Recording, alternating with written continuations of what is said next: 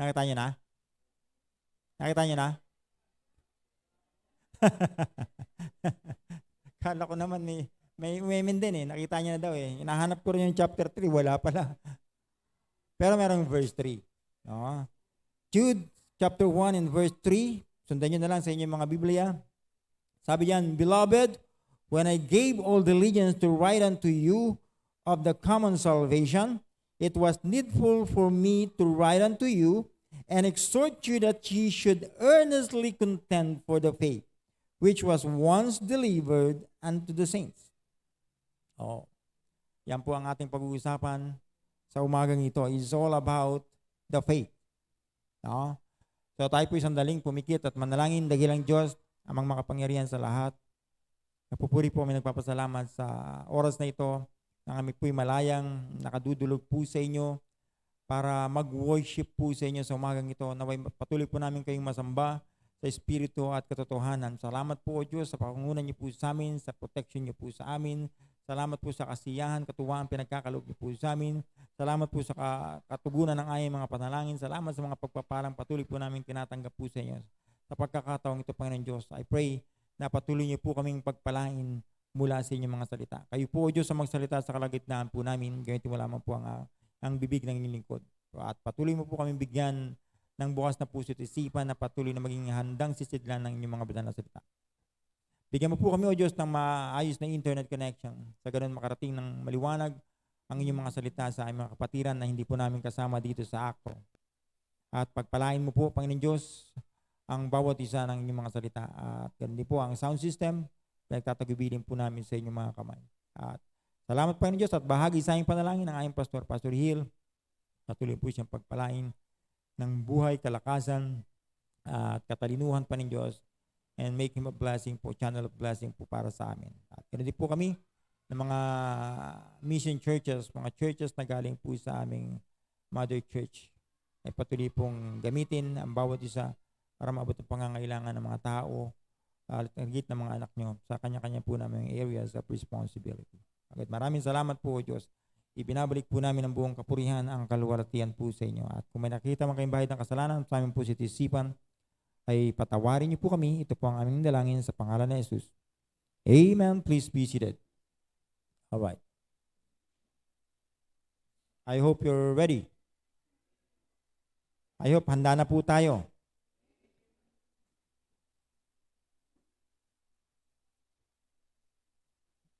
Alright, ang Book of Jude, or letter, or epistle, ang tawag dito is letter of Jude. Sino si Jude? Brother of James. Sino si James? Half-brother ni Jesus Christ. So parehas silang half-brother ni Jesus Christ. Parehas silang anak ni Joseph and Mary. No? Kapatid lang sila ng Panginoong Jesucristo sa flesh. Pero hindi nangangahulugan na sila ay kapatid ng Diyos. Hindi na nangangahulugan na si Mary dahil ina ni Jesus Christ sa flesh ay ina na siya ng Diyos. O hiwalayin natin yung pagkatao ng Panginoon sa pagka-Diyos ng Panginoong Jesucristo. Dapat matutunan po nating maunawaan yan. It is a mystery, no? Pero salamat sa Panginoon, yan yung mystery na nireveal sa atin ng Panginoon. Naunawaan natin at lumago po tayo sa pagkakilala sa Panginoon. No? So ang purpose ni Jude, no?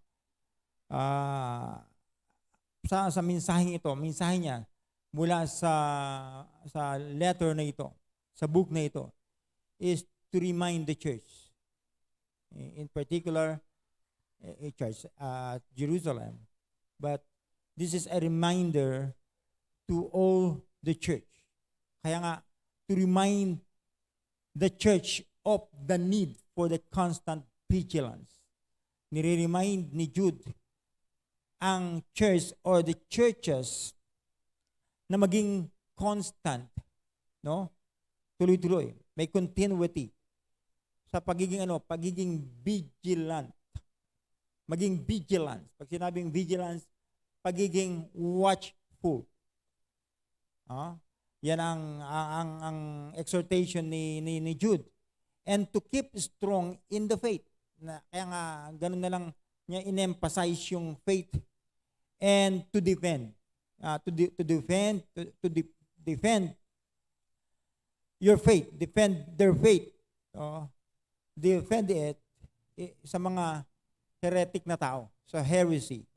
No? Sa mga hindi na sumunod sa katuruan ni Kristo. Mga heretic. Yan yung kaya tinawag na heresy. No? Yung mga kalipunan, mga tao na hindi na sumunod sa doktrina ng Panginoong Hesukristo. Okay, James emphasized the need to fight for the faith in this particular verse na binasa natin. No? Kaya nga ito yung mensahe. Kaya ito ang title ng ating mensahe. Fight for your faith. Fight for your faith. That's the message. That's the title of the message. No? Ang tawag diyan ni Paul nung sumulat siya kay Timothy, ang tinawag niya na unfeigned faith. No? Yan yung hindi natitinag na pananampalataya. Unfeigned faith. Na sinabi niya kay Timothy in 2 Timothy chapter 1 and verse 5. Hindi na po natin babasahin. Hindi naman yun ang pag-aaralan natin. Ang pag-aaralan natin ay ang sulat ni Jude na ini-encourage niya yung church na maging malakas ang pananampalataya, maging matatag ang pananampalataya at ipaglaban yung pananampalataya na yan against the heresy. I hope you're listening. That's why fight for your faith. Beloved, sabi niya sa ating binasa, beloved, when I gave all diligence, yung diligence na with eagerness, no? Yan ang ibig sabihin na eagerness. Binigay na ni Jude yung kanyang buong pagpupursige, the eagerness, to write unto you the common salvation. Common salvation is a defiled salvation. It is unholy or profane salvation. It's not the right salvation. It's not the right doctrine of salvation, but it is a profane or defiled or unholy salvation. Kaya nga sabi niya, it was needful for me to write unto you. Nakita ko na kailangan kong sulatan kayo and exhort you. Exhort you is to call near or to beseech you, to entreat you, or simply to encourage you that ye should earnestly contend. Earnestly contend is to struggle for. Ibig sabihin to fight. Kaya nga, to fight for your faith. Earnestly contend for the faith which was once delivered, which was once transmit to you, which was once give over to you, na minsan ay ibinigay sa iyo, hinand over sa iyo bilang mananampalataya, which was once delivered unto the saints. Saints as Christians back in those days. Sila yung mga tagasunod ni Kristo. Sila yung mga na-consecrate. Sila yung mga sinanctified ng Panginoon for God's purpose. For God's service. Kaya nga meron tayong tatlong sasagutin. Mula dito. The what and the why and the how. What? What we will going to fight. Ano yung ating ipaglalaban? Of course, sinabi na ni Jude, it is our faith. Sabi ni Paul, the unfeigned faith. No? Ang ipaglalaban natin, yung pananampalatayang hindi natitinag. No? Pag sinabing pananampalataya, sobrang pagtitiwala yan, confidence yan sa Panginoon. Pag nagduda ka na sa Panginoon, nagduda ka na sa isang bagay, ibig sabihin, nagdududa ka na sa Panginoon. So mahalaga ang pananampalataya. Mahalaga na maintindihan natin ang pananampalataya. Faith is the substance of things hoped for, the evidence of things not seen. No? Kaya nga ganyan ang upo mo. Kita mo, grabing pagkasandal mo sa upuan. Bakit? Kaya ganyan ang upo mo dahil alam mo, kaya kang buhatin ng upuan. Pero sabi ko lang sa inyo, paalala ko lang, yung upuan na po na yan, ay minana pa natin yan sa mga lumang eskwelahan. Kaya medyo malulutong na po yan, kaya huwag kayo masyadong sasandal. Kasi madali pong nababasag yung kanyang magganyan. So, huwag po diyan ang pananampalataya. Ang pananampalataya po natin ay sa Panginoon. No, huwag masyadong ibigay. Ang ibig ko lang sabihin, huwag kang matutulog. No? Mas magandang sa Bible school po tinuturo sa amin na one-fourth. Pag sinabing one-fourth, yung dulo lang ng kwetang nakaupo para hindi ka maantukin. Yan. Pwedeng straight, pwede mong iganon para pagka nakaantokin ka man makaka-recover. No? So, one-fourth para hindi ka matulog. Huwag ka masyadong magtiwala dyan sa sandala na yan. Amen? Alright. I hope na yan ang magandang attitude sa pakikinig. No, huwag kang masyadong mag-relax. Kasi pag nag-relax ka, aantukin ka, at pag inantok ka, makakatulog ka, at pag nakatulog ka, wala kang maintindihan. Di ba? Di ba, Maria? Aram. Pag binalik yung Aram, Maria po yun. Maria talaga ang pangalan niyan. Alright. I hope na unawaan niyo po yung aking pinag-uusapan natin.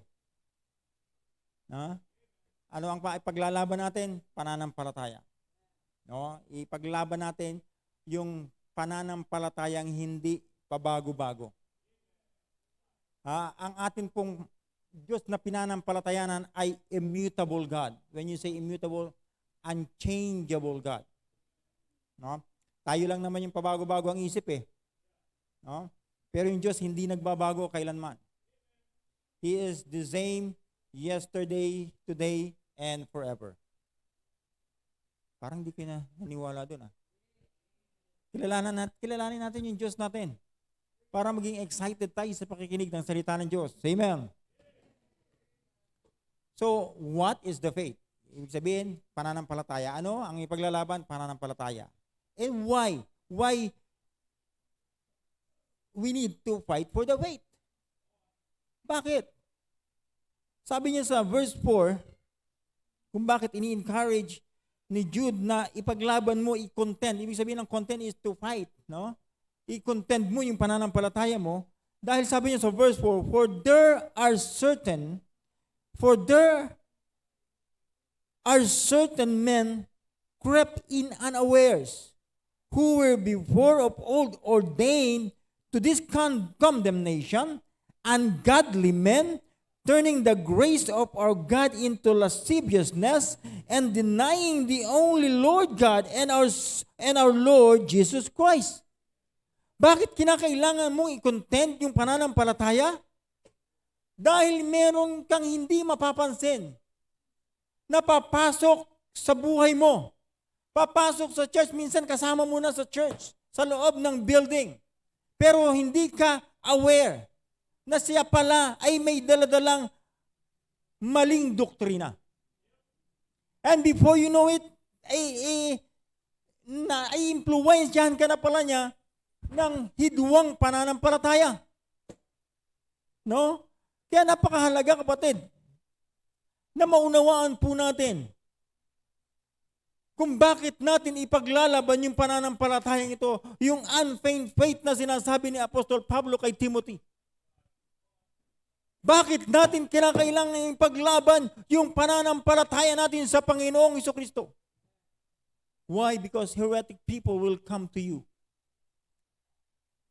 Crept unaware. Hindi ka pansin-pansin. Ang dating niya ay tuso. No, hindi mo siya mapapansin. Kaya nga sabi ni Paul, ang diablo ay parang pag nagpakita sa'yo, parang isang anghel. No? Hindi mo siya mapagkakamalang diablo o si Satanas. Para siyang anghel kasi may dala rin siyang Biblia. No? Pero siya ay heretic. Hindi na siya naniniwala sa doktrina ng Panginoong Jesucristo. Amen. Kaya nga, itong mga heretic people na ito, no? Hindi na tayo lalayo. Sa Baptist churches na lang. Kaya nga, sa mga bago naming mga kapatiran o sa mga aming bisita, hindi po iisa ang Baptist church. Pag nakakita kayo, Baptist, pare-parehas. Hindi po. Even Baptist churches today, ay marami na pong napasok ng ng heresy. Marami na pong heretic na Baptist. No? Marami nang hindi. Kaya nga, yung dating subject namin sa Bible School na Theology of Cults, pinalitan ng Baptist controversies. Bakit? Marami ng controversies sa Baptist doctrine. Kasi nga, ang daming matatalinong mga Baptist noong araw na pinilit unawain ng sarili nilang pangunawa yung Biblia at nag-come up sa sarili nilang doktrina. No? So nakakalungkot na merong ganung mga pangyayari sa buhay ng mga mananampalataya. So wag nawa tayong mabiktima. No? Biruin mo, tignan mong mabuti. Meron akong kasama dati na nag-convict, minsan nakasama ko sa opisina, nakasama ko sa kampo, na natutunan ko kung paano maging aggressive soul winner. Pero ngayon hindi naniniwala sa soul winning. Hindi na naniniwala sa ginagawa niya dati. Hindi ko alam kung paano siya naligtas. No? So, hindi ko alam kung anong nangyari sa kanya. At ngayon meron na siyang pinaniniwalaan na napakalayo sa tinuturo ng Biblia. Alam mo? Hindi natin alam kung bakit. Hindi mo mamamalayan kung paano papasok ang dyablo. Kaya nga, ang encourage din sa atin ng ating pastor, tayo mga membro ng church, tayo bilang membro, actually, membro pa rin tayo ng CSI, lumago tayo sa katuruan ng church natin. Huwag yung habang nag-aaral ka sa church mo, habang ikaw ay nakikinig, meron ka rin ibang pinapakinggan. Magbibigay lang sa iyo ng confusion at magbibigay sa iyo yan sa hindi magandang destinasyon. Yeah. So meron na po kami nakita, baka ba't mangilan-ngilan lang sila. Hindi sila nagsusoul winning at sinasabi nila, tama itong nakatagpuan namin doktrina. No? Hindi. Pero hindi ko maintindihan kung paano sila magiging masaya doon. Hindi na sila nagsusoul winning. Ang ginagawa nila, ang dinodoktrinahan nila, yung dati na mga Baptist.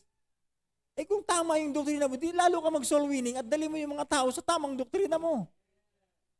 Pero hindi, ang dodoktrinahan nila yung mga Baptist na mismo.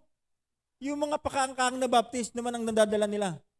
Yung hindi nakikinig, yung patulog-tulog. Amen. Biruin mo, ang saya-saya mag-soul winning. Amen. Ang saya-saya mag-share ng gospel. Tapos bigla mong iiwanan, hindi na tayo naniniwala sa sinner's prayer. Anong ibig mong sabihin? Lagi na lang saints prayer ang pakikinggan ng Panginoon? Hindi ba ang pinapakinggan ng Panginoon yung panalangin ng taong sincere na tumatawag sa Panginoon? Naalala niyo si Cornelius? Di ba? So it's not about sinner's prayer, hindi yun eh. Yung mga heretic na yan, magdadala sa atin ng doktrina na palulungkutin, palalabnawin yung ating pananampalataya. Paano kalalago kung pabawas ng pabawas yung doktrina mo o pabago ng pabago? Kaya nga, nung araw, yung doktrina ang nakagisna natin, 303 AD, si Constantine ay nag-organize ng isang church, the Universal Church, na tinawag na Roman Catholic. Kaya nga, Catholic is universal. No, kita nyo, nung nag-start ba siya ng church, yung Universal Church na yan, iisa lang ang doktrina? Hindi. Taon-taon, bawat dekada, padagdag ng doktrina. Lately, nagtuturo, basta padagdag ng pagdagdag. Dati hindi naman din sila nag-worship ng mga imahin eh. Dinagdag na lang yon. Dati hindi rin naman sila nagpe-pray ng rosary, dinagdag na rin lang yon. Ng organisasyon sa loob ng organisasyon, ng council. No, pabago yung doktrina. Pero yung doktrina ng Biblia, yung doktrina na itinuro ng Panginoong Hesus sa mga apostles ay hindi nagbabago. Noon hanggang ngayon ay iisa at tama yung doktrinang itinuturo ng mga apostles. Kaya nga sa Book of Acts, in the Book of Acts chapter 2, And they continued steadfastly, yung mga naligtas, yung mga nabautismo, and they continued steadfastly with the apostles' doctrine. Sa mga doktrina ng apostles, kasi yung apostle ang nakatanggap hands-on ng doktrina ng Panginoong Jesucristo. At yun yung tinuro sa mga disciples. Ang mga disciples tinawag na Kristiyano, at ngayon tayo na yung mga Kristiyano. Ang masakit sa katotohanan, sa panahon nito, marami ng modern Christians. Na sinasabi nila, hindi na applicable ngayon yan. No, hindi po nagbabago yung Biblia. Ang applicable noon hanggang ngayon ay applicable. No? Kaya nga, inabolish lang ng Panginoon yung pagsunod sa law. Yung law ni Moses. Pero hindi nangangulugan nung inabolish ng Panginoon yung law ni Moses, hindi na mahalaga yung law. Kasi doon din naman nakapattern yung mga law na inulit niya sa pagdating sa New Testament Church. Ang tinanggal lang doon yung mga ceremonial law, yung hindi na talaga kailangan ngayon. O biruin mo kung hindi natanggal yung mga ceremonial law na yan, na kinakailangan natin pag pupunta sa church, may dalang mga hayop na papaduguin. I-sprinkle sa altar yung dugo. Gaano kaya tayo kabaho niyan? Huh? Kaya nga, binigay na ng Panginoong Jesucristo yung buhay niya. Yung sarili niyang dugo, natigis, yung precious blood of the Lord Jesus Christ ay ibinigay niya para panghugas, panglinis ng ating kasalanan, ng kasalanan ng sanglibutan. Once for all. Ang kinakailangan na lang natin, ibigay yung buhay natin sa Panginoon. Ipagtiwala yung ating buhay sa Panginoon. Amen. Kaya sinabi ni Jude na ipaglaban natin yung ating pananampalataya kasi maraming papasok na heretic na tao. Heresy will come. Makikita mo, papakita niyo sa iyo na parang tama naman, ano? Nasa Biblia naman, ano? No? Pero mas maganda yung sistema ng pag-aaral natin sa Biblia, contextual. By context, pinag-aaralan natin. By history, pinag-aaralan natin. Yung application nito ang pinakamahalaga sa Bibliang ito. No? Kaya makikita nyo yung mga nagsasabing sila, yung mga Baptist na reform. Yung iba dyan, karamihan dyan mga Calvinist, hindi naniniwala sa whosoever. Ang naniniwala sa election. Pag sinabing election, may pinili ang Diyos na pupunta sa langit, may pinili ang Diyos na pupunta sa impyerno. Hindi po totoo yun. Walang pinili ang Diyos na pumunta sa impyerno. Ang tao ang pumipili na mapunta siya sa impyerno. For God so loved the world that He gave His only begotten Son. Begotten Son is the Lord Jesus Christ. That whosoever believeth in Him should not perish, hindi ka mapahamak sa impyerno, but have everlasting life. Ganun kahalaga yung pananampalataya. At pag natutunan mo yung pananampalataya na yan, na meron tamang kaligtasan, yan yung pananampalatayang dapat mong ipaglaban. Amen. Huwag kang matakot, kayong mga Baptist, osas kayo. Ano yung osas? Once saved, always saved. Talaga naman, meron bang ligtas na hindi na naligtas? Ang nagligtas sa atin ang Panginoon. Ang nangako sa atin ng kaligtasan ng Panginoong Jesucristo at hindi naman nagbabago ang salita ng Panginoon. Kaya kung sinabi niya, pag sumampalataya ka sa Panginoon, believe on the Lord Jesus Christ and thou shalt be saved, you will be saved. Pag sumampalataya ka sa Panginoon, ano mahirap intindihin doon? Hindi ba? Bakit? Ibig sabihin, pag sumampalataya tayo, hindi na tayo gagawa ng mabuti, ligtas pa rin tayo? Sinabi ko bang hindi ka gumawa ng mabuti? Tinuturo po ng Biblia na hindi ka gumawa ng mabuti? Pero kinakailangan mong maligtas para matuto kang gumawa ng mabuti. Pero hindi ka gumagawa ng mabuti para maligtas. Kita nyo, ganun nila, binabaligtad yung salita ng Diyos. Parang tama naman. Pero it's not faith plus work equals salvation, but faith alone ay makapagliligtas. Ito yung tinuturo ni Jude na dapat mong i-contend sa mga heretic. No, mayroong nagtuturo, minsan nakikinig ako sa isang Baptist preacher. Alam mo ang mali talaga sa mga Baptist na ito, pinapakinggan ko, yung mini-major nilang subject sa Biblia ay yung mga minor thing. But yung major, yun yung minililiit nila. Just like salvation. Ang mahalaga yung kaligtasan eh. Pero kung kailan nagsimula yung Baptist, pinagko-controversy nila, hindi naman si John the Baptist ang pinagsimula ng Baptist eh. Kundi sa kapanahunan nung 100 AD, nung pinapersecute ang mga Kristiyano at yung mga nagpe-persecute, tinawag sila mga Baptist. Bakit or Anabaptist? Bakit Anabaptist? Kasi binabaptize nila yung mga nabaptize na ng Roman Catholic. Kaya tinawag na Anabaptist. Pero hindi mo pa na-realize na ang Panginoong Jesucristo, ang nagbautismo ay si John the Baptist? Oh, because Baptist is not a religion. Baptist is a practice of faith. Kaya nga yung Baptist, doon pa yan sa kapanahunan ng Panginoong Jesucristo. Kung tinawag man sila lately ng mga Anabaptist, kasi nakita na nila, ito yung tinatrabaho ng mga naunang Baptist eh. Kaya sila tinawag na Anabaptist. Ganun, ang dami po nilang mga referensya dyan sa Biblia at pinagkokontra-kontra nila yung salita ng Diyos. No? Pero sa atin, maliwanag naman ang mensahe ng Biblia. Nung tayo'y nakinig ng salita ng Diyos, faith cometh by hearing and hearing by the word of God. Nung nakapakinig tayo ng salita ng Diyos, naligtas tayo at nung naligtas tayo, nagbago yung buhay natin at nagkaroon tayo ng tamang direksyon sa buhay natin at nakapag-desisyon tayo ng tamang desisyon. That's why we're here.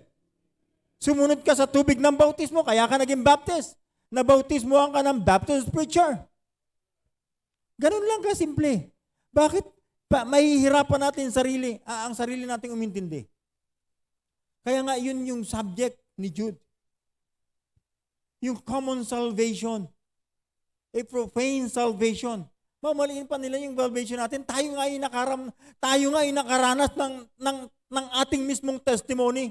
Yung nakita natin sa ating mga forefathers at tayo mismo nakaranas tayo, naunawaan natin, kaya tayo naligtas buhat nung nasumampalataya tayo sa Panginoon. Mamaliin ng mga nagtuturong, hindi naman ganyan eh. Ano ang ganyan? Huwag ka mag-soul winning. O paano maliligtas ng tao? Huwag mong i-need sa sinner's prayer. Paano siya matututong manalangin? Pag sinabing manalangin ka para maligtas ka, paano mananalangin yan? Dati niyang alam na panalangin. Bago noong Maria, napupuno ka ng grasya. Pag hindi mo tinuruan manalangin yan, magro-rosaryo yan. Ganun kahalaga yung doctrine of salvation na ini-emphasize ni Jude, the common salvation. Huwag yan ang entertain nyo, huwag yan ang pakinggan nyo. Pakinggan nyo yung sinasabi ko, ito ang dapat nyong pakinggan. Ipaglaban nyo yung pananampalatayang natutunan nyo mula sa mga apostles. Amen. Somebody can testify. Amen. Tayo mismo ay makakapag-testify. Kaya nga itong mga, karamihan na nagsasabing mali yung ating practice ng soul winning. Yung mga churches na hindi naman talaga lumalago. No? Ang gusto nilang doktrinahan yung mga dati ng Baptist. Kung tama yung doktrina mo, di mag-soul winning ka rin at dalhin mo sa church mo. Hindi yung nakagisna ng dito nga ako naligtas eh. Mamamaliin mo yung kaligtasan ko, ito yung pananampalataya ko. Ibalik mo sa kanya yung tanong, paano ka naligtas? Sa pakikinig ng salita ng Diyos. Masama bang ipahayag ko yung salita ng Diyos at ilid ko yung tao sa panalangin dahil hindi naman siya marunong manalangin? Ganun lang kasimple. Ha? Kaya nga the next question is, pagkatapos ng tanong na why, bakit natin kinakailangang ipaglaban yung pananampalataya natin? Because heretic people will come. No? Merong heresy. No? And the third question is, how do we fight the faith? Paano naman natin ipaglalaban tong pananampalataya na to? So bibigyan ko kayo ng 6 na puntos. At pagkatapos na ito, tapos na po tayo. Bago po huminto yung relo na yan, sigurado ko tapos na tayo. The first thing is, sabi niya sa verse 5, I will therefore put you in remembrance. Though ye once knew this, how that the Lord, having saved the people out of the land of Egypt, afterward destroyed them that believed not. And the angels which kept not their first estate, but left their own habitations, that he hath reserved in everlasting chains under the darkness unto the judgment of the great day. Even as Sodom and Gomorrah and the cities about them in like manner, giving themselves over to fornication and going after strange flesh, are set forth upon an example, suffering the vengeance of eternal fire. Ano gusto ko makita natin dito?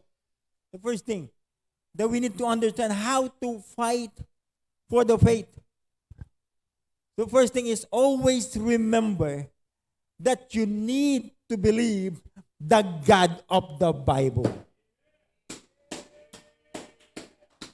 Tatlong account ang tinabi dito ni Jude. I will therefore put you in remembrance. Gusto kong maalala nyo, alalahanin nyo, though ye once knew this, how the Lord, having saved the people out of the land of Egypt, kung paanong iniligtas ng Panginoon, ng Diyos, yung mga Israelites mula sa pagkaalipin sa Egypt.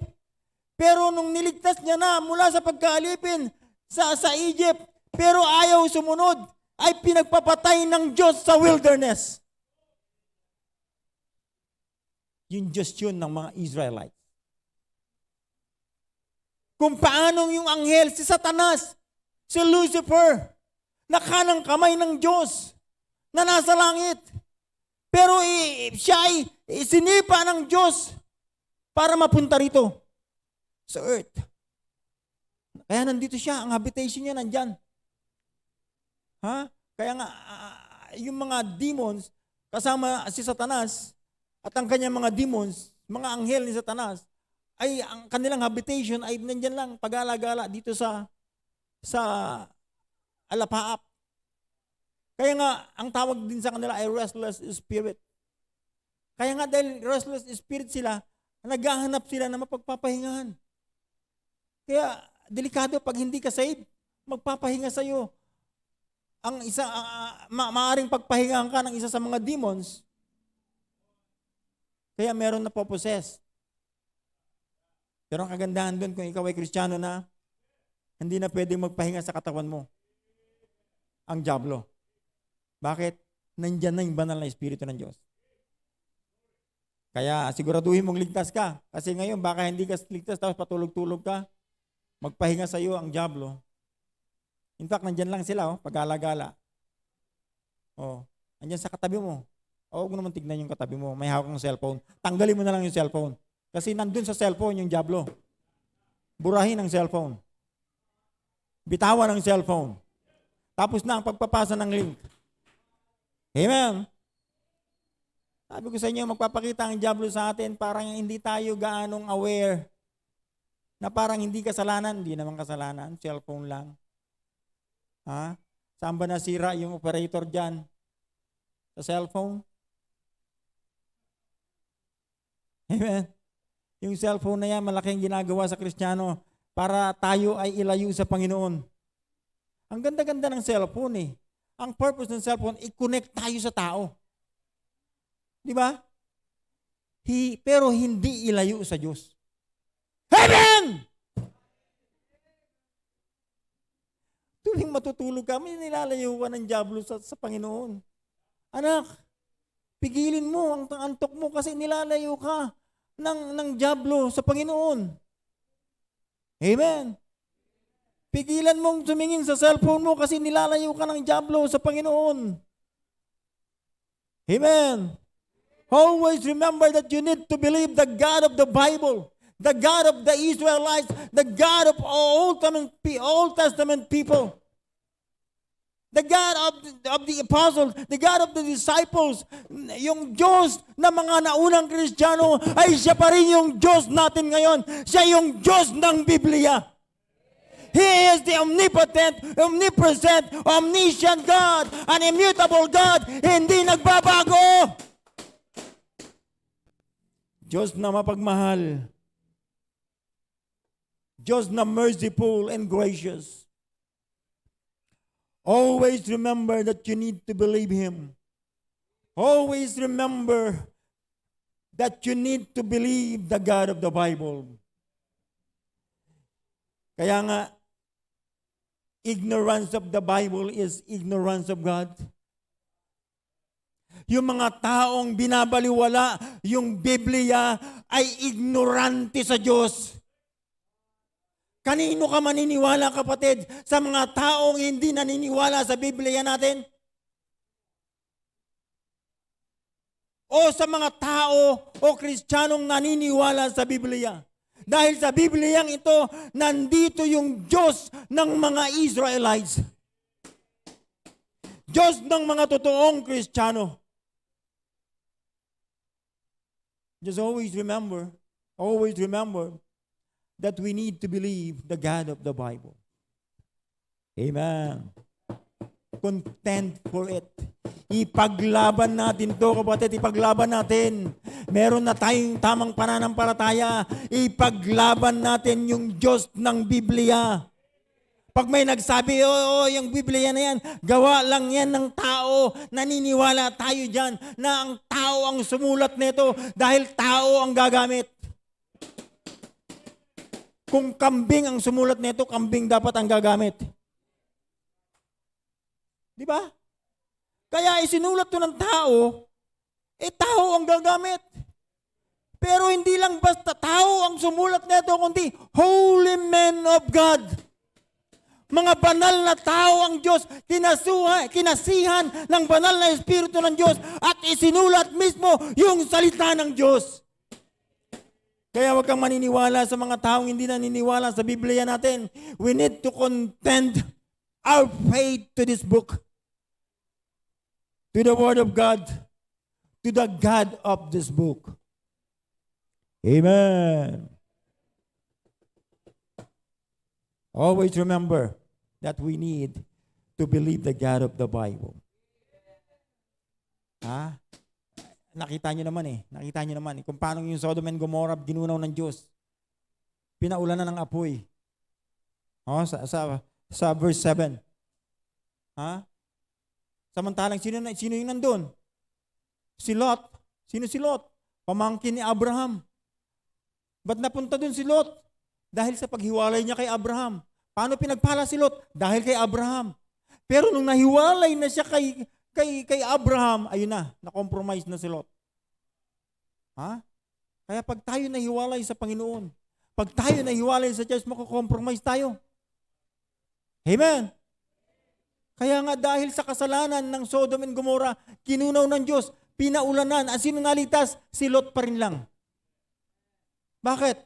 Minsan, isang araw sa buhay ni Lot na pinahalagahan niya yung kanyang pamilya kaysa sa Diyos. Pinahalagahan niya yung kanyang ari-arian kaysa sa Diyos. Pinahalagahan niya yung kanyang mga anak kaysa sa Diyos. Pinahalagahan niya yung kanyang business kaysa sa Diyos. At lahat ng pinahalagahan ni Lot sa buhay niya ay tinanggal ng Diyos sa kanya. Tell me, anong mas mahalaga sa iyo sa buhay mo ngayon, Kristiyano? Ano ang mas pinahalagahan mo ngayon sa buhay mo kaysa sa Diyos? Huwag mo sabihin trabaho mo, madali lang yung tanggalin ng Diyos. Huwag mo sabihin yung misis mo o mga anak mo, pwedeng alisin yan sa'yo ng Diyos. Lahat nawala kay Lot.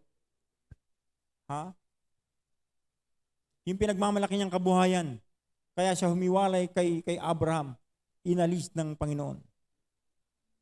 Amen. Amen. Kaya nga, lagi natin tandaan, na huwag nating kakalimutan sampalatayanan yung Diyos ng Biblia. The second thing, konti lang ito, malapit na ako. Sabi niya sa verse 15, sabi niya, to execute judgment upon all, and to convince all that are ungodly among them of all their ungodly deeds, which they have ungodly committed, and of all their hard speeches with ungodly sinners have spoken against him. There are murmurers, complainers, walking after their own lust, and their mouths speaketh a great swelling words, having men's persons in admiration about because of advantage. Kapatid, ang gusto kong makita niyo, the second thing is, keep in mind, that there will be a coming judgment. There will be a coming judgment. Sinasabi ni Jude, isipin mong mabuti na merong darating na hatol. Sabi yan, to execute judgment upon all. I-execute ng Diyos ang kanyang judgment sa lahat. And to convince all that are ungodly among them of all their ungodly deeds, which are they have ungodly committed, and of all their harsh speeches will ungodly sinners have spoken against him.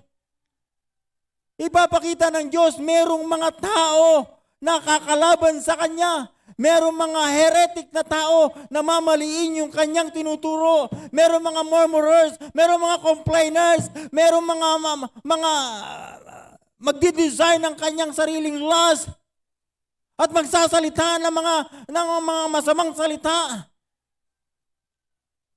But there will be a coming judgment. Keep in mind that there will be a coming judgment. Lahat tayo ay haharap sa hukuman ng Panginoon. In 2 Corinthians chapter 5, basahin po natin para maunawaan natin na tayo ang mismo ay haharap sa hukuman ng Diyos.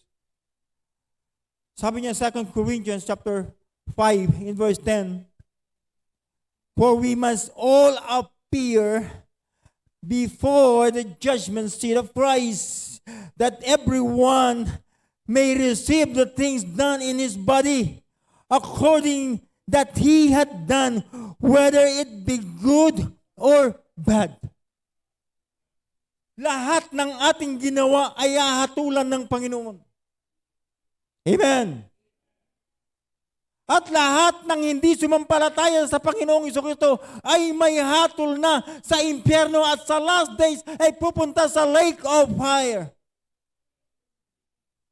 Pero tayong mga mananampalataya, haharap pa rin tayo sa hukuman ng Panginoon.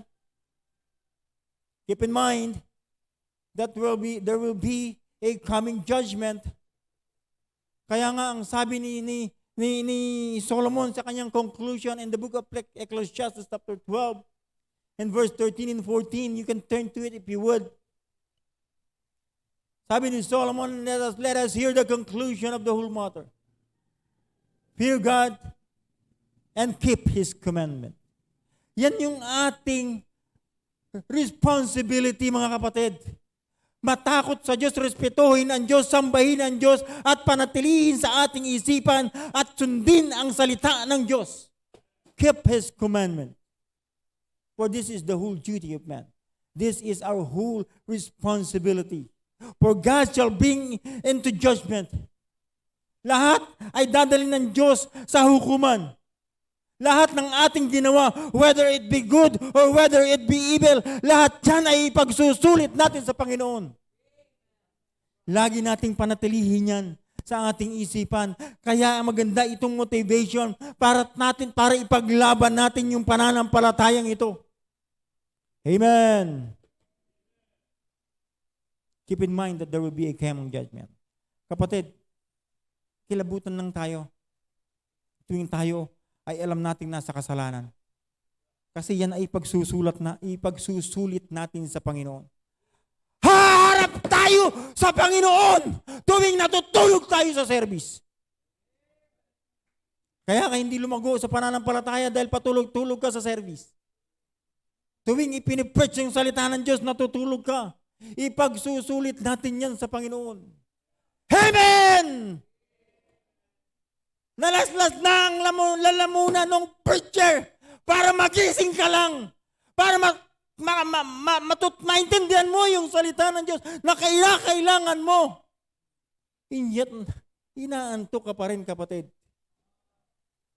Bakit? Bakit ka inaantok? Anong ginawa mo kagabi? Nagsisinelphone ka ba kagabi? Sino ang kausap mo kagabi? Ha? Pag-exercisein kung yan ay Bible School students. Ha? Amen. Ano ang ginawa mo kagabi, kapatid? Bakit ka napuyat? Pero alam nyo ba, ang pakikinig nasa attitude hindi naman talaga sa puyat. Yung kayang content for the faith. Kung alam mong tama yung pananampalataya mo, tama, ipaglaban mo. Kung alam mong tama yung pakikinig, ipaglaban mo naman kahit inaantok ka, lumaban ka naman. Huwag mong bigyan mo ng laban ang dyablo, ng magandang laban. Huwag yung hindi ka pa nga sinusuntok ng dyablo, natutulog ka na eh. Amen. Iniihipan pa lang yung mata mo.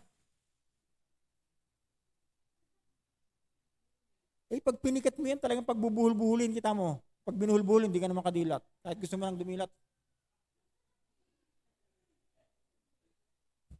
Di ba? Gusto mo naman dumilat, gusto mo makinig, kaya lang hindi ka na makadilat. Bakit? Binuhul-buhul na yung pilikmata mo. Ha? Binuhul-buhul na yung pilikmata mo. Kaya huwag kang pipikit, kapatid. Amen. Keep in mind that there will be a coming judgment. Number 3. 17 to 19. Sabi niya sa verse 17, "But beloved, remember ye the words which were spoken before the apostles of our Lord Jesus Christ, how that they told you there should be mockers in the last time." Maraming manlilibak sa huling panahon, who should walk after their own ungodly lusts. These are they who separate themselves sensual, having not the Spirit. Having not the Spirit. Anong gusto kong makita natin dito, kapatid? Na gustong sabihin ni Jude? Avoid carnal people. Avoid carnal people. Philippians chapter 3. Philippians chapter 3.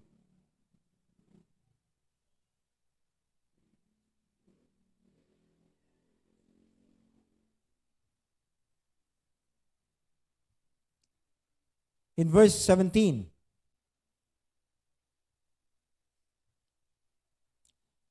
Sabi ni Paul sa mga taga-Philippi, "Brethren, be followers together of me." Sumunod kayo sa akin. Sabi ni Paul. "And mark them which walk so as ye have asked for an example." No, lumakad kayo dun sa mga tao na ang paglakad ay katulad ng binigay ko sa inyong example. "For many of whom I have told you often and now tell you, even weeping," may pagtangis pa, may pag-iyak pa si Apostol Pablo na nagsasabi sa mga Kristiyano sa Philippi that they are the enemies of the cross of Christ. Yung hindi lumalakad kailaban ng cross ng Panginoong Jesucristo, whose end is destruction, whose God is their belly, and whose glory is their shame, and whose mind earthly things. Doon ka na lang sa whose mind earthly things, tapos na eh. Kung ang tao na sinasamahan mo, ang kaisipan niya ay makamundo, sabi ni Jude, i-avoid mo yan, kapatid. Marami ka naman pwedeng maging kaibigan sa church.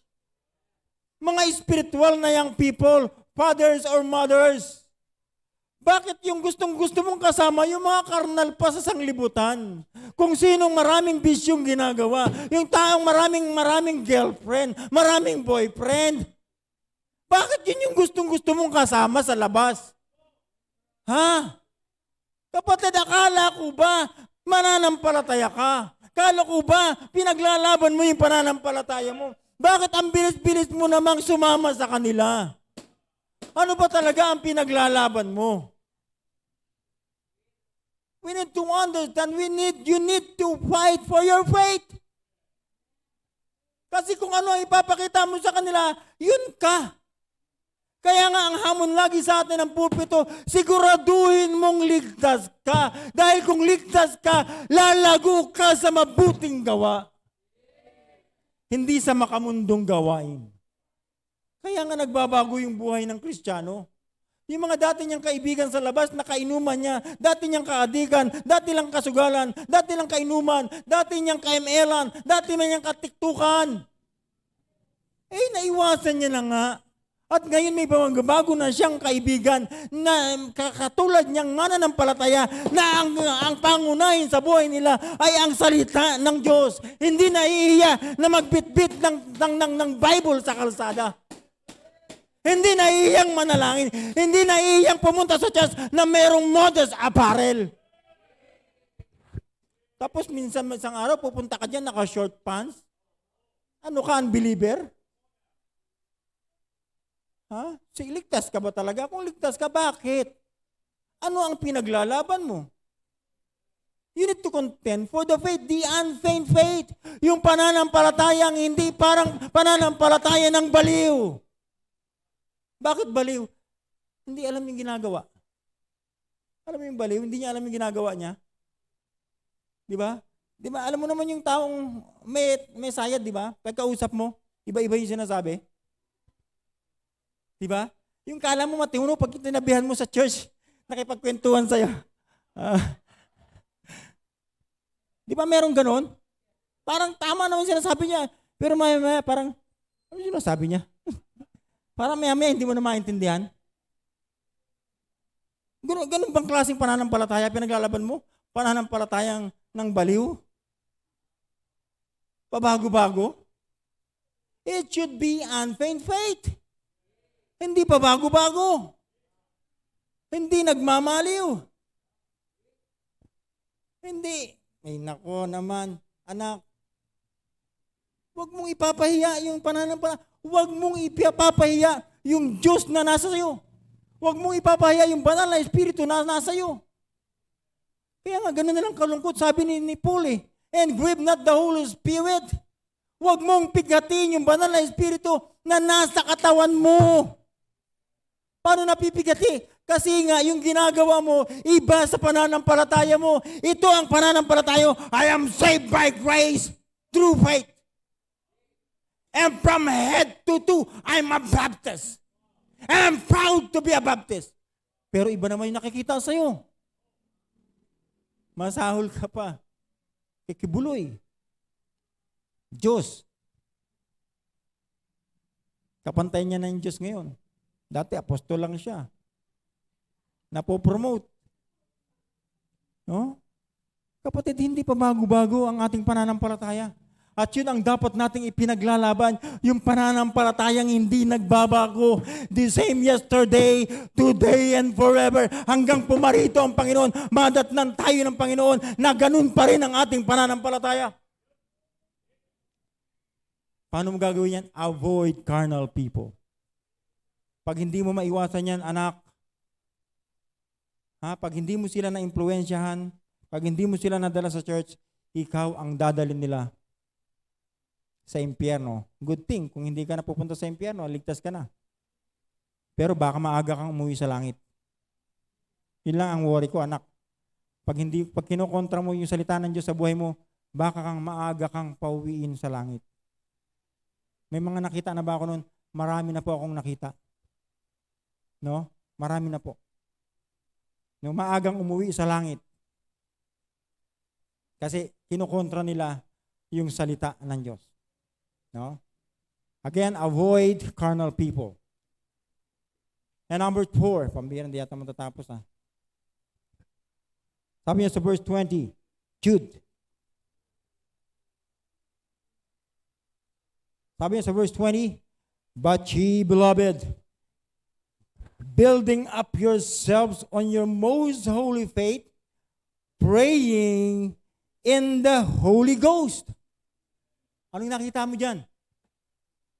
Keep praying. Keep praying. Huh? How to fight for the faith? Always remember that you need to believe the God of the Bible. Keep in mind that there will be a coming judgment. How to contend, how to fight for your faith? Avoid carnal people. And keep praying. Keep on praying. Kaya nga sabi ni Apostol Pablo, pray without ceasing. Manalangin ng walang patid.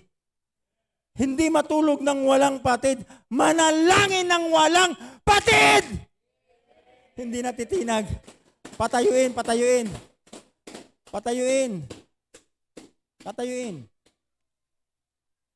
Dalhin sa mga langgam.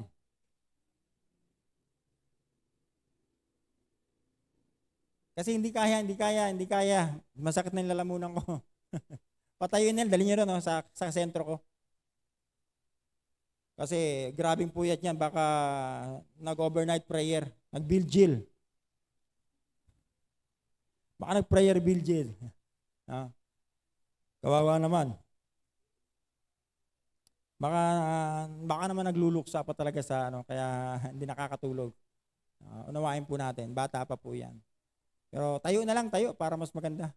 Huwag paupuin, tayo. Yan. Alam niyo, tignan mo mabuti. Matthew chapter 26. Matthew 26.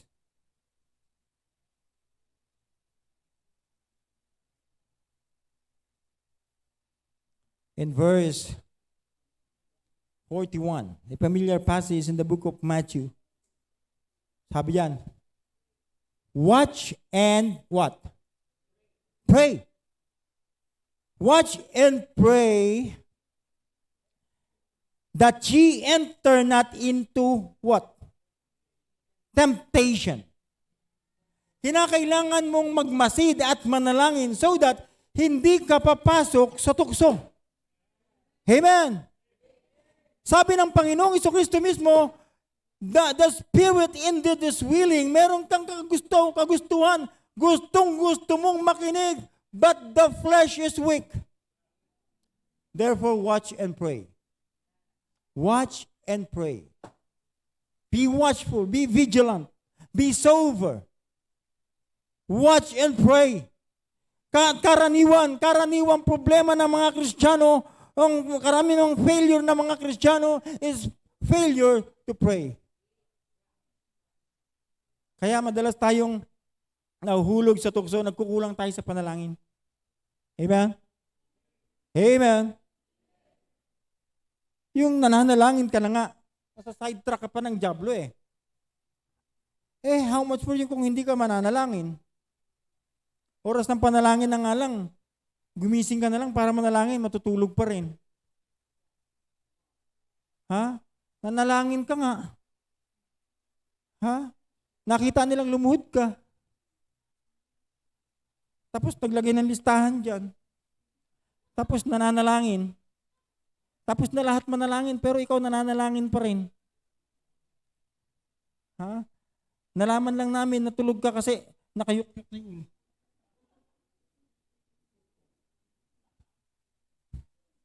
Meron ganon? Meron bang ganon? Meron. Kaya nga kung nagising ka na rin lang, gisingin mo na yung sarili mo. Mananalangin ka na rin lang, sabi ng Panginoon, watch and pray that ye enter not into temptation. Hindi natin siniseryoso ang panalangin, kaya ganoon. Amen. Fight for your faith. Fight for your faith. And the fifth, number 5. Sabi niya sa verse 20, 21. How to contend your faith? Keep yourself in the love of God, looking for the mercies of our Lord Jesus Christ unto eternal life. Keep yourself in the love of God. Panatilihin mo yung sarili mo sa pag-ibig ng Diyos. Hindi sa pag-ibig ng kanino man. Nung nasabihan ka lang na naka-receive ka lang ng forwarded text messages na nagsasabing, I love ya. Nawala na yung pag-ibig mo sa Diyos. Nakalimutan mo na yung pag-ibig ng Diyos. Ha? Kaya nga pa, how to contend the faith, keep yourself in the love of God. Huwag mong pinapahayag yung pag-ibig mo kung kani-kanino. Lalo na kung hindi mo sigurado, mas maganda sa Panginoon dahil siguradong nagmamahal sa iyo ito at ng pagmamahal ng Diyos sa iyo ay hindi ka iiwan kailanman. Tignan mo yung sinabihan mong I love you noon, ngayon wala na. Di ba? Sabi niyo siya yung pinakamatagal kong girlfriend. Pinakamatagal mo man yung girlfriend, pinakamatagal mo man yung boyfriend, compatible man kayo niyan. Ang tanong ko, ba't magkahiwalay na kayo ngayon? Bakit? Wala dun yung pag-ibig ng Diyos. You better keep yourself in the love of God. Amen. Napakahalaga, kapatid, na manatili tayo sa pag-ibig ng Panginoon kasi ang Panginoon ang pinili nating mahalin, Panginoon ay hindi tayo iiwan kailanman. Kita mo, maraming beses ka nang iniwan. Maraming beses ka nang binasted ng iniirog mo. Ba't hindi mo nilang unahin ang Panginoon? Dahil ang Panginoon hindi ka iiwan kailanman. Parang pagmamahal yan ng magulang sa kanyang mga anak. Yung kanyang mga anak hindi niya pwedeng ipamigay. Hindi niya iiwan. Hindi niya pababayaan. Pero yung anak, madali niyang iwanan yung magulang. No? Maraming mga suwail na anak. Akala niya, kaya niya na yung sarili niya. Lalayas ako! Ayoko na sa bahay na ito! Hindi naman ako pinapakinggan! Lagi na lang ako! Ako! Hindi ikaw na. Tapos lalayas ka, kala mo naman may pupuntahan. Lumayas nga isang araw. Nung nagutom, umuwi din. Kasi hindi mo pa naman kaya talaga buhayin yung sarili mo. Ano ipagmamalaki mo? Pagmamalakihan mo yung Diyos na nagbigay sa iyo ng magulang mo. You cannot do that. Better yet, keep yourself in the love of God. Why? Sabi sa Romans chapter 8 in verse 39, Neither height, nor depth, nor any other creature shall be able to separate us from the love of God, which is in Christ Jesus our Lord. Gusto nyo pang basahin ng una-una? Alam mo yung marami pang magandang sinabi si Apostol Pablo sa mga taga-Romans, taga-Roman, no? Sabi niya sa verse 36, and it is written, For thy sake we are killed all the day long. We are accounted as sheep for the slaughter. Nay, in all these things we are more than the conquerors through him that loved us. For I am persuaded that neither death, nor life, nor angels, nor principalities, nor powers, nor things present, nor things to come, nor height, nor depth, or any other creature shall be able to separate us from the love of God, which is in Christ Jesus our Lord.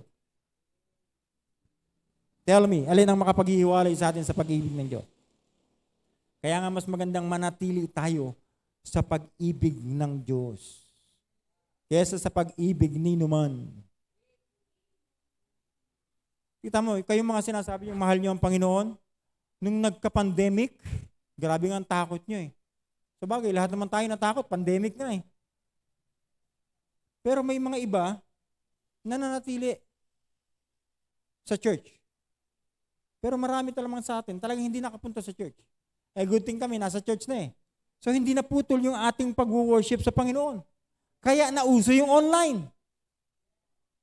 Pero nagtataka ako, sabi nga ni Pastor Hill, tapos na yung pandemic eh. Kaya na-create yung online worship dahil sa pandemic, pero wala nang pandemic. Bakit nasa online pa rin kayo? Wala ka ba talagang kakayahan na maglakad papunta sa church? O pinipili mo lang na nandiyan ka sa FB Live, pinipili mo nandiyan sa Google Meet dahil ayaw mo lang lumakad, ayaw mo lang magbihis, ayaw mo lang pumunta dahil tinatamad ka. Kapatid, understandable naman kung ikaw ay nasa Amerika tulad ni isang brother natin dyan. Kung ikaw ay nasa sa Middle East, understandable naman.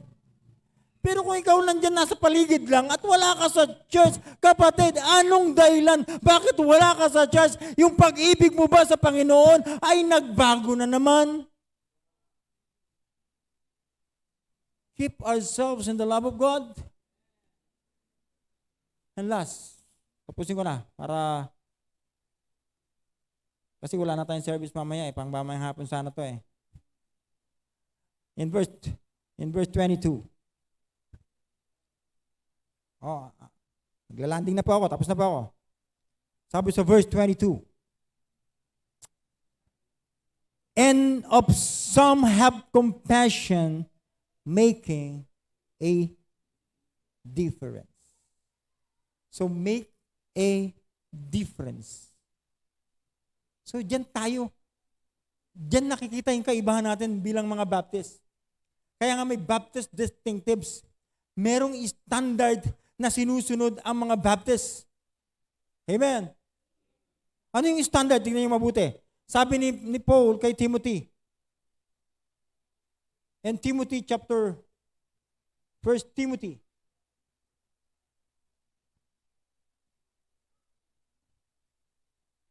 First Timothy in chapter 4.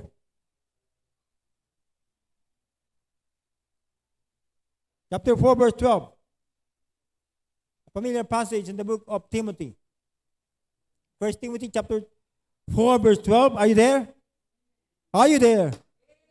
Sabi ni Paul kay Timothy, let no man despise the youth, but be thou an example of the believers. Yung example na yan, yun yung standard na sinasabi ni Paul kay Timothy. Maging magandang ihemplo ka sa mga mananampalataya. Saan? In words, in conversation, in charity, and in spirit, in faith, and purity. Maging ang gandang ihemplo tayo sa pananampalataya.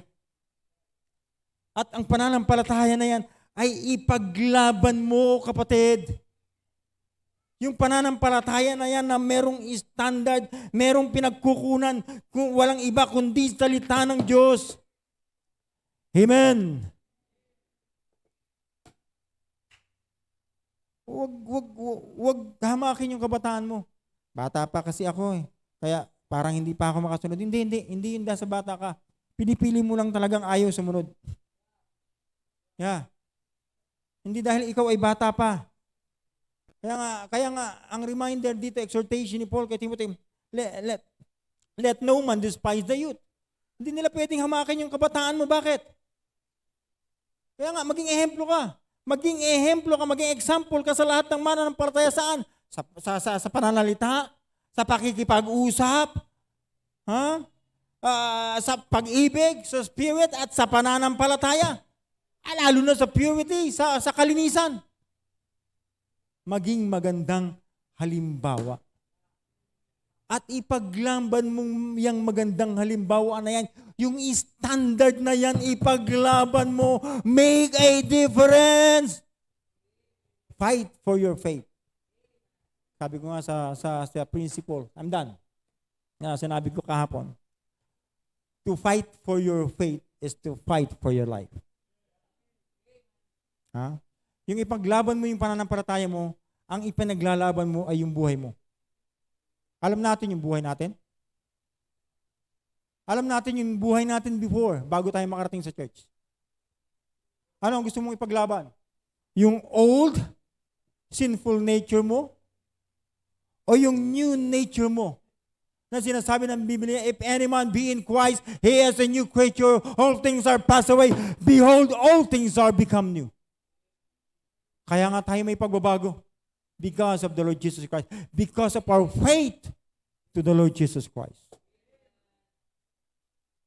So, to fight for your faith is to fight for your life. Pag hindi natin naintindihan yung pananampalataya natin, hindi natin maintindihan kung paano natin ipaglalaban yung buhay na ito. Tandaan nyo, yung buhay na ito, hindi ito yung buhay na akala mo okay lang, na akala mo, porque buhay ka ngayon, nakakakain, nakakapakinig, nakakaupo, nakakatayo, nakakalakad, nakakabiyahe kung saan. Meron kang pera, meron kang trabaho, meron kang pamilya, yan na yung buhay mo. O marami kang tinatangkilik, marami kang pera, sinabi ng isang mayaman, ng rich young man, marami na akong tinatangkilik. Hindi na ako kayang malugi nito. Hindi na ako magugutom nito sa maraming taon. Maaari, sa inimbak mong kayamanan, maaari. Kaya lang sabi ng Panginoon, ikaw namang mang, kukunin ko yung buhay mo ngayon. Sino makikinabang yan? Wala. No? Hindi yan yung buhay. For life consisteth not in the abundance of the things which he possesseth. Ang tunay na buhay, ang buhay na nakay Kristo. I hope the message is clear. Tayo pong lahat ay tumayo, tayo pong manalangin. Dakilang Diyos, amang makapangyarihan sa lahat, nagpupuri po kami at nagpapasalamat, Panginoon Diyos, sa umagang ito, sa mensaheng pinagkaloob niyo po sa amin. I pray na patuloy po itong pagpalain sa puso't isipan po ng bawat po sa amin. Salamat po sa mga salita niyong nahayag. Salamat po, Diyos, sa katapatan mo po sa buhay namin. Kung bakit kami narito, pinaloob niyo po, Panginoon Diyos, para makapakinig po kami na mensaheng galing po sa inyo. I pray na patuloy po itong pagpalain sa puso't isipan ng bawat isa. Binabalik po namin ang kapurihan, ang kaluwalhatian po sa inyo. At muli patawad sa bawat pagkakasala at pagkukulang po namin. Ito po ang aming dalangin sa pangalan ni Jesus. Amen.